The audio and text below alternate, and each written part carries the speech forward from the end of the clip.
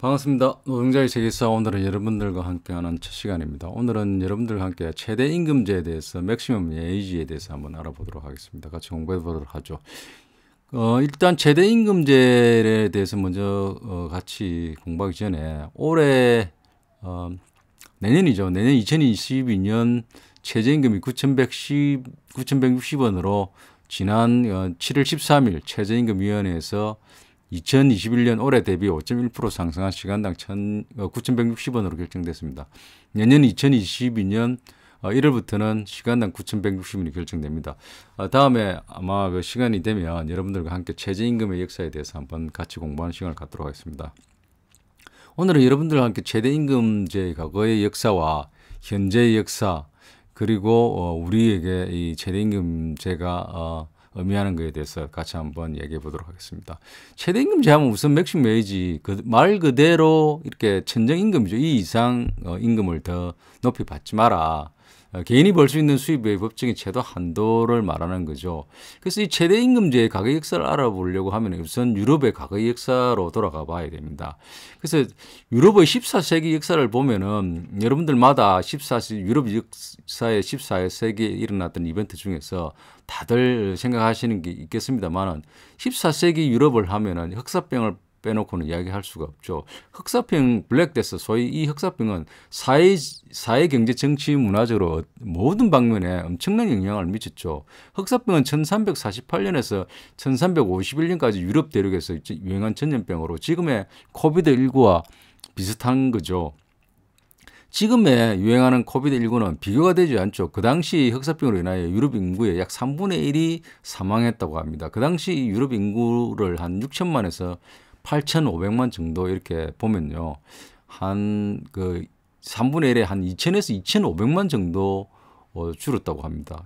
흑사병으로 해서 죽은 거죠. 그래서 이 흑사병으로 해가지고 인구가 줄자 노동력이 부족해지고 노동력이 부족해지자 상품에 대한 가격이 오르고 상품이 일단 생산이 곤란하게 되는 거죠. 그러자 임금이 오르니까 이 최대 임금제를 실시한 거죠. 그래서 그 당시 이게 유럽의 흑사병에 대한 풍자 그림을 보면은 미하일 볼게무트의 1493년도 이게 죽음의 춤이란 이 그림을 보면은 이 흑사병이 얼마나 그 충격적으로 그 사회 경제에 영향을 미치는지 알 수가 있죠. 그래서 그 흑사병이 유럽 대륙에서 발생한 시기들을 보면은 런던이 1349년이고요. 코펜하겐이 1350년, 파리가 1349년, 콘스탄티노플이 1347년, 아테네 1348년, 로마가 1348년, 그 다음에 튀니지가 1348년. 거의 뭐 아까 흑사병이 그 발생한 기간 내에 유럽을 휩쓸고 갔다는 걸 알 수가 있죠. 그래서 이 유럽을 휩쓸고 간 그 당시 인구를 보면 이 그래프를 여러분들 한번 보시면은 1400년도 이렇게 1400년 초에 인구가 거의 8천만이 넘던 인구가 6천만 초로 이렇게 떨어지죠. 이 6천만 초로 떨어지다 보니까 그래프상에서 임금과 뭐 인구의 상관관계를 보는 이 그래프를 알 수 있듯이 임금이 이렇게 치솟는 걸 알 수가 있죠. 그래서 인구가 주니까 당연히 노동력이 부족해지니까 임금이 오르는 거죠. 임금이 너무 오르다 보니까 주체할 수 오르다 보니까 이 사회 경제적으로 막대한 영향을 미치게 되죠. 그러다 보니 1349년 6월 18일에 잉글랜드의 에드워드 3세가 노동법령을 반포하게 됩니다. 노동법령을 오디넌스 오브 레이블스라 해가지고 왕이 뭐 이렇게 반포하면은 이렇게 공지를 내리면 법령인 거죠. 지금으로 말하면. 그럼 내용을 살펴보면은 흑사병 이전에 그러니까 그 흑사병이 발생하고 나서 임금에 대한 그 최고치가 흑사병 이전의 임금으로 최대치를 규정하는 겁니다. 흑사병 이전에 최고로 받던 임금 이상은 받지 말라는 거죠. 그리고 또 하나는 60세 이하의 모든 이는 노동할 것을 요구하고 있습니다. 그 당시에 평균 수명을 잘 알 수는 없지만 60세가 되지 않는 걸로 알고 있는데 60세 이하의 모든 이의 노동을 요구하는 건 사실 죽을 때까지 일을 하라는 거죠. 죽을 때까지. 그래서 이 왕이 에드워드 3세가 발표한 이 반포한 노동법령은 아이러니하게도 영국사 최초의 노동법이라고 일컬어진다고 합니다. 영국사 최초의 노동법이 영국의 노동자들을 보호하는 게 아니라 노동자들 이게 뭡니까? 이 규제 노동자들이 불리한 어떤 그로 작용하는 임금을 규정하는 것이었다는 것을 알 수가 있죠. 그런데 일설에 의하면 이러한 법이 잘 지켜지지 않았다고 합니다. 모든 경제법칙은 기본적으로 수요와 공급법칙에 의해서 움직이는데 임금도 또한 수요와 공급법칙에 영향을 받죠. 근데 법령을 통해 가지고 임금을 어느 정도 규제할 수는 있을지 모르나 급격하게 수요와 공급이 차이 나면은 이게 유지가 되지 않죠. 수요가 엄청나게 많고 공급이 부족한데 어떻게 임금이 올라가지 않습니까? 올라갈 수밖에 없죠. 그래서 계속해서 왕이 법을 반포했음에도 제정했음에도 불구하고 통제가 되지 않고 임금이 오르고 그리고 사람 빼가기가 같은 업종 내에서 사람 빼가기가 계속되자 영국 의회가 나서가지고 또한 법을 제정하게 됩니다. 소위 스태츄 오브 레이버스라는데 이 노동죄로입니다. 1351년에 영국 의회가 나서서 제정을 하는데 1349년 왕이 반포한 노동법령이 잘 지켜지지 않는다. 그래서 좀 더 강화해서 왕의 법령을 지켜지지 않을 때는 법령 위반 시는 감옥을 보내야 된다. 감옥을 보내도록 하는 강력한 뭡니까 이게 노동조례를 발표하게 되는 거죠. 지금으로 보면 뭐 노동조례나 왕이 한 거나 다 법이죠.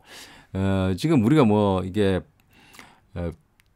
왕의에서도 만드는 것도 법이죠. 법이고 다 법입니다. 그런데 이 법이 1381년에 농민 봉기가 일어날 때 한 원인이 되기도 했다고 합니다. 어쨌든 영국에서 1349년하고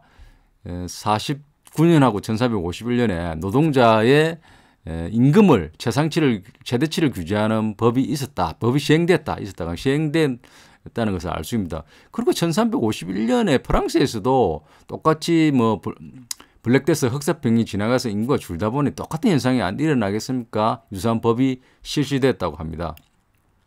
그리고 시간이 몇 세기가 지나서 1393년 프랑스에서 최대법 Law of the Maximum 일명 가격 상한제가 실시됩니다. 이 일명 가격 상한제가 실시된 이 배경을 살펴보면요. 1789년에 프랑스 대혁명이 일어나지 않습니까? 프랑스 대혁명이 일어나서 새로운 정치 세력의 구체제를 무너뜨리고 소위 말해서 왕제도를 무너뜨리고 새로운 제도를 도입하지 않습니까? 그런데 이 왕권을 무너뜨리고 새로운 정치 세력의 정권을 잡다 보니까 주변 국가들은 아직도 왕이 다 통치하는 국가지 않습니까? 그러다 보니까 주변 국가에서 왕들이 그 정치 세력들이 자기네들도 이러한 프랑스에서 일어난 유사한 혁명이 일어나지 않을까 전전긍긍하면서 계속적으로 잦은 프랑스와 주변국들이 전쟁이 발생하게 되죠. 그렇다 보니까 프랑스 내에 부족한 물자들은 수입과 수출을 통해서 이렇게 유지해야 되는데 그것이 잘 되지가 않게 되죠. 그러다 보니까 부족한 물자는 물가가 오르고 물가가 오르다 보니까 그 당시 1789년 혁명을 함께 했던 한 축인 산킬로트들 쉽게 말하면 민중들이 불만을 갖게 되고 계속적으로 이렇게 이런 불만을 토로하게 되고 정세가 불안해지게 되는 거죠. 이 산킬로트들에 대해서 말씀드리면 이 산킬로트들은 이게 클로트를 입지 않은 사람이라고 합니다. 프랑스어로는 산킬로트가 뭐냐면 여러분이 그림에서 보시듯이 루이 16세가 입은 킬로트를 보시면 킬로트를 입지 않은 사람들이죠. 킬로트가 이렇게 짧은 한 5, 6부 바지에 스타킹을 신은 모습이니까 이걸 입지 않으면 이렇게 긴 바지를 입은 거예요. 쉽게 말하면 긴 바지를 입은 사람들인 거죠. 긴 바지를 입은 사람들이 그 당시 빈곤층에 속하고 수공업자, 장인, 소상인, 근로자 등 무산 계급으로서 프랑스의 대혁명의 한 축을 담당했다고 합니다. 이 프랑스 혁명의 한 축을 담당한 산킬로트들이 계속적으로 자기네들이 프랑스의 혁명 이후에 뭔가 삶이 나아질 줄 알고 혁명을 했는데 정치 체제가 바뀌고 새로운 정치 세력이 잡았음에도 불구하고 삶이 나아지지 않자 1793년 5월과 6월 사이에 폭동이 일어나게 됩니다. 이 폭동이 놀란 정치 세력들은 가만히 있을 수 없잖아요. 그래서 그 당시 정치 세력을 잡은 축인 하나인 자코뱅당이 가격 상한제 최대법을 실시하게 되는 거죠. 그 내용을 보면은 생필품 30가지 이상의 가격 상한을 도입하는 거죠. 예를 들어 보면 신선육, 소금 간을 한 육고기, 베이컨, 버터, 올리브유, 포도주, 식초, 맥주, 석탄 등 하루라도 이러한 것들이 없으면 살 수 없는 그야말로 생필품이죠. 생필품에 대해서는 이 이상 가격을 올리지 말라는 거죠. 그러니까 이 생필품에 대해서 이게 가격을 안 올려 하면 이 생필품을 생산하는 아주 뭡니까 이 가격에 영향을 미치는 것이 임금인데 임금에 필수적으로 가격 상한을 적용할 수밖에 없는 거죠. 그래서 최대법은 일명 가격 상한제를 실시하다 보니까 그게 영향을 미치는 임금도 가격 상한제를 적용했다는 것을 알 수가 있습니다. 그리고 이 자코뱅당 하면은 왜 자코뱅당이라고 불려지냐 하면요. 파리 자코뱅의 자코뱅에 있는 수도원을 중심으로 활동한 사람들이 대다수였기 때문에 자코뱅당이었다고 합니다. 이 자코뱅당 하면은 생각나는 거는 그 공포 정치하고 로베스피에로 막스 밀리앙 로베스피에로를 두고는 또 이야기하기 힘들죠. 자코뱅당은 그 당시 공포 정치로서 유명한데 왜 공포 정치를 할 수밖에 없었냐 하면은 새로운 그 왕권을 무너뜨리고 그 새로운 정치 세상을 열었지만은 아직도 여전히 구체제가 남아 있고 지방의 많은 도시들은 구체대의 세력들이 세력을 유지하다 보니까 자기네들이 꿈꾸는 이상을 실현하기 위해서는 걸림돌이 되는 반 정치 세력들에게는 아주 가차없는 공포 정치를 할 수밖에 없죠. 그 공포적인 대표적인 예가 길로틴, 소위 단두대를 사용해 가지고 반대자들을 숙청한 거죠. 루이 16세를 포함한 루이 16세 왕인 루이 16세의 왕비인 마리 앙투아네트를 포함해서 이 단두대에서 목이 날아가게 되죠. 그만큼 이 공포 정치를 했다는 거죠. 이 공포 정치에 또한 많은 목숨을 잃은 거는 그 당시에 구체제의 대표적인 정치 세력 중에 하나인 왕과 귀족, 또 하나는 이 종교 단체들이죠. 이 종교 단체들도 새로운 정치 세력에는 상당히 반대 세력인 거죠. 그래서 단두대를 통해서 수많은 종교인들의 목을 날렸다고 합니다. 아이러니하게도 이 공포 정치를 한 자코뱅당의 리더인 막시밀리앙 로베스피에로 자신도 반혁명에 의해서 단두대에 의해서 목이 날아가게 됩니다. 참 역사는 아이러니하죠. 자, 그래서 유럽의 최대 임금제 과거의 역사를 요약해 보면은 1349년 잉글랜드 에드워드 3세가 노동법령을 통해서 임금의 최대치를 규정하려 했고요. 그러고 1351년 여기에 더해서 의회가 노동조례를 통해서 임금을 제정하려고 했다는 것. 또한 1351년 프랑스에서도 비슷한 이유로 최대 임금법을 실시했다는 것. 그리고 몇 세기가 지난 1393년 프랑스에서 최대법을 통해서 임금에 대한 상한치를 규제했던 것을 잘 알 수가 있습니다. 자, 과거의 역사에 대해서 쭉 살펴보았는데요. 그러면 최대 임금제와 관련한 현재 역사는 어떻게 진행되고 있는가에 대해서 한번 알아보도록 하겠습니다. 2013년도 스위스에서 최대 임금제를 국민투표를 실시한 적이 있습니다. 사회민주당이 제안했고요. 최소와 최대의 격차를 1:12 이내로 하자는 내용이 있습니다. 이 포스터 보시죠. 좀 임팩트하죠. 이게 뭡니까? 이 그림을 이 포스트만 보더라도 아주 이게 인상적입니다. 그 결과는 반대 65%, 찬성 35% 부결됐습니다. 그 당시 2013년 스위스 국민들은 아직은 이러한 법을 도입하기에는 너무 이르지 않나, 뭔가 아직은 무르익지 않았다. 우리 사회가 받아들이기에는 했던 것 같습니다. 그럼에도 불구하고 그 당시 같이 제안된 과도한 상여금 금지에 관한 법령은 통과되었다고 합니다. 그러면 이 과도한 상여금 금지가 통과된 것이 어떤 의미가 있느냐 한번 알아보도록 하겠습니다. 여러분들 2019년도 캐나다 CCPA라는 정책 대학 시한대에서 내놓은 자료입니다. CEO들이 탑 CEO들이 어떻게 해가지고 돈을 받는지 한번 보면은요. 이 기본급이죠. 기본급 베이스 셀러리. 기본급을 받는 거는 이 50%도 안 되는 한 15% 정도 됩니까? 기본임금은 한 15% 되고 그 다음에 스탁, 주식 이런 거로 주식을 통해 가지고 한 20%, 그다음 스탁 옵션을 통해 가지고 주식 옵션을 통해 가지고 뭐 한 20%야 넘게, 그다음에 현금을 해 가지고 현금으로 한 40%이 정도로 받는다는 거죠.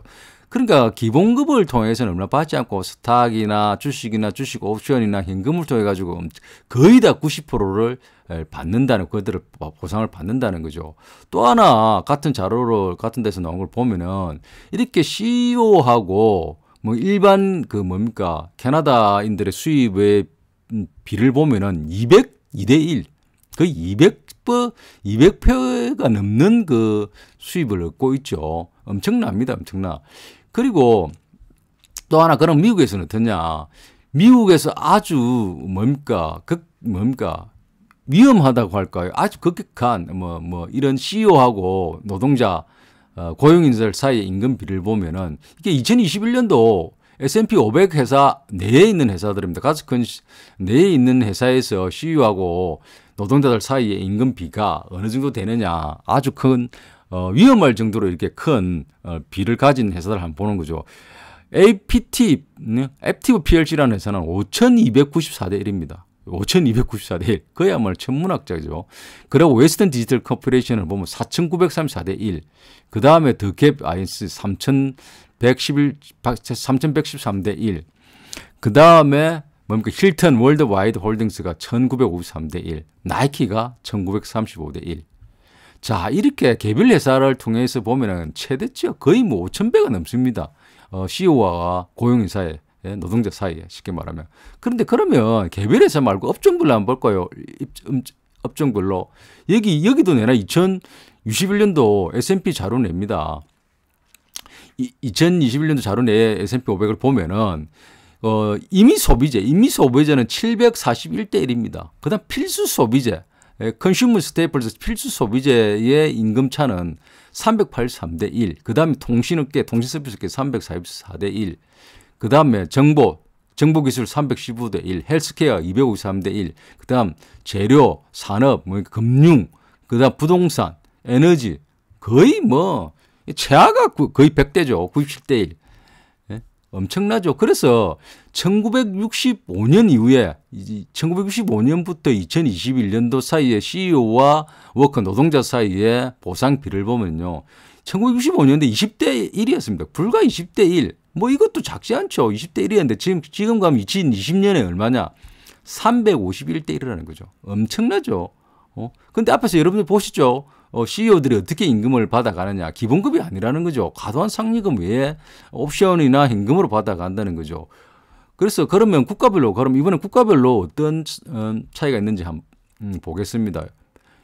이게 2009년도 BBC 워커라이프 자료입니다. 그 다음 US, 미국에서 265대 1, 평균적이죠, 나라.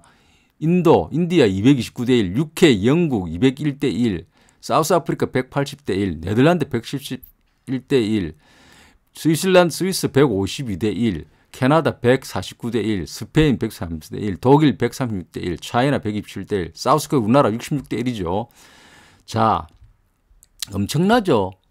왜 과도한 상여금을 규제해야 되는지 스위스에서 2013년도 최대 임금제에 대한 법안이 자유민주당 안으로 제안됐을 때 이것이 부결되었음에도 1대 12가 부결되었음에도 불구하고 과도한 상여금은 금지해야 된다는 것이 통과되는지 알 수가 있죠. 여러분들 임금을 CEO들이 상여금이나 그 밖에 쉽게 말하면 기본급 외에는 다 상여금이죠. 상여금을 통해서 받아가는지를 어떻게 임금을 과도하게 받는지를 알 수가 있는 거죠.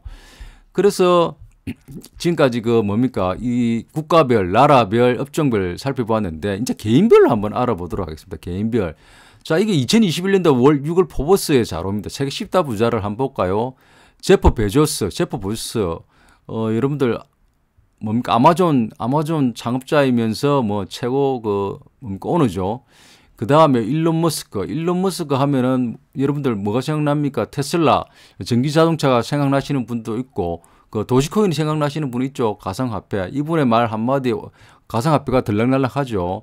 또 세 번째, 베르나르 아르노. 명품 하면 여러분들 이게 명품 좋아하시는 분, 통부터 시작해가지고 그 디오로, 펜디 뭐 여러 가지 뭐 저는 잘 모릅니다만 어쨌든 유럽의 모든 명품을 쥐락펴락하는 베르나르 아르노, 그다음 빌 게이츠, 여러분들 마이크로소프트 창립자이죠. 다음에 뭐 이 마이크로 창립자인 빌 게이츠와 관련해서 한번 얘기를 볼 시간을 갖고자 합니다. 그 다음에 5위 마크 주커버그, 페이스북 창립자죠. 최고 경자죠. 그 다음 워런 버핏, 여러분들 다 아시죠? 주식하시는 분들 이분 모르고서는 이야기할 수가 없죠. 워런 버핏. 그 다음 7위 레리 일리슨, 8위 레리 페이지, 그 다음 90위 이렇게 있습니다.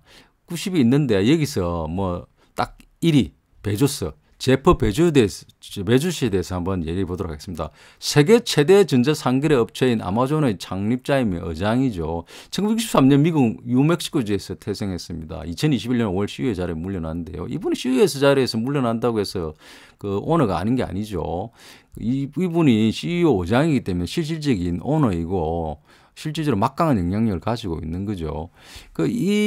아마존 하면은 여러분들 이렇게 미소 짓는 모습, 이렇게 쫙 가는 아마존 밑에, 글자 밑에 이어폰 안 봤을 겁니다.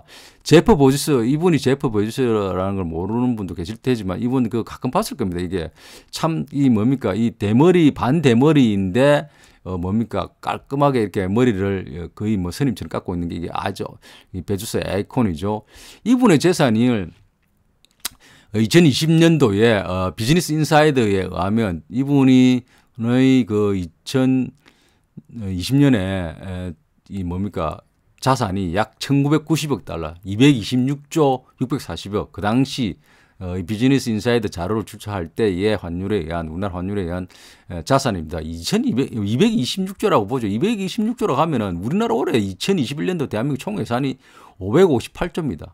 세계 10대 경제대국의 1년 예산의 반을 차지할 정도로 한 개인이 자산이 어마어마하죠. 그리고 2020년도 한 해 연봉은 81,840달러, 약 9,297만 원을 하고 왔는데 그 당시에. 근데 이거 환율에 따라서 변하겠죠. 어쨌든 1억이 안 됩니다. 근데 우리나라에 네노라는 회사에 가면은 아마 1억 넘는 분들 많을 겁니다. 그럼에도 불구하고 이분 연봉이 1억이 안 됩니다. 그러나 기타 보상을 보십시오. 기타 보상, 소위 상여금이잖아요. 우리나라 말로 하면은, 우리식으로 보면 상여금인데, 이 상여금이 160만 달러입니다. 약 18억이라는 거죠. 18억. 어마어마하죠. 그러니까 왜 상여금이 스위스 그 당시에 최대임금제 법이 통과될 때 최대임금제 1대 12는 부결됐음에도 불구하고 최대 상여금 금지, 많은 상여금 금지가, 금지하는 법안이 통과되는지 알 수가 있는 거죠. 그리고 2020년 순자산 증가액이 이분 약 85조가 증가했습니다. 85조. 어마어마하죠. 2020년도에 코로나가 오고 나서 전 세계적으로 택배 산업이 이렇게 일어나다 보니까, 증가하다 보니까 이분의 2020년 순자산액 증가액이 85조가 증가했습니다. 어마어마하죠. 자, 그러나 아이러니하게도 이 아마존 창고에 일하는 수천 명의 직원은 미국 연방정부의 영양 보충 지원 프로그램인 소위 스냅, 일명 푸드 스탬프에 의존하고 있습니다. 여러분들 이 표를 보시면 월마트, 맥도날드, 이게 쭉 있는데 아마존이 거의 5천 명에 달하는 직원들이 일명 푸드 시스템을 받아서 생활하고 있다는 거죠. 정말 아이러니하죠. 본인은 한 해에 자산이 85조가 증가함에도 불구하고 거기에서 정작 수익을 만들어주는 자기 직원들은 수천 명이, 거의 5천 명에 달하는 직원들이 국가 영양 보충 지원 프로그램을 받아야 살 수 있다는 거죠. 왜 과도한 상여금을 규제해야 되는지 알 수가 있죠.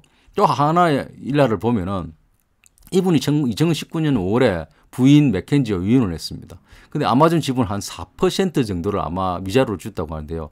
당시 약 이게 현금으로 하면은 당시 이 금액으로 하면 한 40조 정도 된다고 합니다. 현재는 한 60조 정도 되고요. 그래서 웃기는 좀 재밌는 이 포스트를 보면은 이 부인이 맥켄지 부인은 조지 베조스 부인인 맥켄지 여성분이 이 결혼하기 전에는 세계에서 제일 부자의 부인으로 이렇게 명명됐다고 하는데 이혼을 하고 나니까 세계에서 네 번째로 부자가 된 여성으로 이렇게 나왔다고 합니다. 참 아이러니하죠. 어처구니 없죠. 그러니까 이혼한 위자료만 받아도 세계 4위의 부자가, 여성 중에 4위의 부자가 되는 정도로 자산이 많은데 자기 그 부를 만드는 원천인 노동자들은 수천 명이 푸드 시스템으로 살아간다는 거죠. 그래서 여러분들 앞에서 봤지만 그 최대 임금제 1대 12든 1대 20이든 이렇게 최대 임금을 최저임금 받는 자와 이렇게 규제를 해야만, 몇 대 몇으로 규제해야만이 최대임이 뭡니까? 이래 가진 자들이 이렇게 임금을 많이 받는 사람들이 가져갈 수가 없습니다. 자기가 유일하게 본인이 임금을 많이 가져가는 방법은 이를 최저로 작게 받는 이들의 임금 1을 높이지 않고서는 자기가 본인이 많이 가져갈 수가 없는 구조죠. 그래서 지금 현재 우리가 최저임금을 통해서 많은 노동자들의 임금 상승을 하고 최저 생활이 되도록 하는 법에 많은 관심을 기울이고 최저임금을 높이고 있습니다만은 어떻게 보면은 우리가 무관심하고 관심이 좀 적은 이 최대 임금을 규제하지 않고서는 방법이 없는 겁니다. 그래서 이 최대 임금을 규제하면은 자연적으로 어떻게 보면 연동해서 최저임금을 높일 수밖에 없는 거죠. 최저임금을 높여야만이 최대 임금을 자기가 받아가는 그 규정된 비를 이에 의해서 높이 받아갈 수밖에 없는 거죠. 마지막으로 우리가 이 사진 한번 보시죠. 하버드 맥시멈 웨이지 최대 임금제 어때? 정말 인상적이지 않습니까? 그래서 제가 생각하기에는 최저임금만으로서는 노동자들 최저 생활을 보상할 수가 없다. 그나마 이 최저임금제와 최대임금제를 동시에 시행해야만이 어느 정도 최소한의 노동자들의 그 최저 생활을 보장할 수가 있는 거죠. 또한 이렇게 과도한 일부의 사람들이 과도한 임금을 가져가거나 엄청난 수익 자본을 축적하게 되면 경제도 지속 가능하게 돌아갈 수가 없습니다. 이게 계속적으로 이러한 임금 구조가 되고 사회가 돌아갈 수 있습니까? 어쨌든 간에 절대 다수의 사람들이 계속 소비하고 뭔가 만들어내고 해야만이 경제가 돌아가는 거죠. 계속적으로 어떤 절대 다수가 속하는 사람들이 이렇게 가난하다면 이런 경제는 지속적으로 될 수가 없는 거죠. 그래서 우리가 앞으로 최저임금만 관심을 가질 게 아니라 최대임금이 어떠한 영향을 미치고 있는지 우리가 알고 또 이에 대해서 관심을 많이 가져야 될 것 같습니다. 오늘 여러분들과 함께 첫 시간을 가지는데 많이 부족한 점이 있었을 것이라고 봅니다. 다음에는 더 좋은 내용으로 여러분들 찾아뵙도록 하겠습니다. 이만 줄이겠습니다.